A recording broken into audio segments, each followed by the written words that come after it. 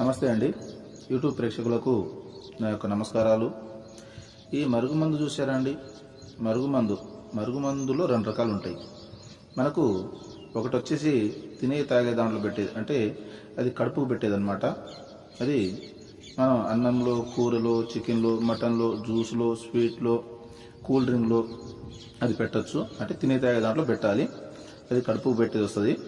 ఇక రెండోది మనకు బట్టలకు, చెప్పులకు, తలకు, వంటికి ఏదో ఒక భాగాన పూసే మరుగుమందు వస్తుంది అనమాట. అది లిక్విడ్ వస్తుంది.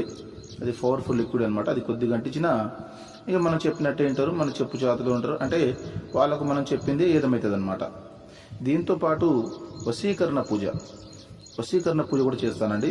చాలా సంవత్సరాల నుంచి చెడిపోయిన భార్యాభర్తలు కానీ, ప్రేమికులు కానీ, పిల్లలు కానీ, ఎవరైనా కానీ చాలా సంవత్సరాల నుంచి చెడిపోయిన వాళ్ళని పీర్ల ద్వారా, వాళ్ళ ఫోటోల ద్వారా నేను వశీకరణ పూజ చేస్తాను. వశీకరణ పూజ చేసి వాళ్ళని దగ్గర చేస్తాను. నాకు చాలామంది చెప్పారు, గురుగారు వాళ్ళ కాడ వీళ్ళ కాడ తీసుకుని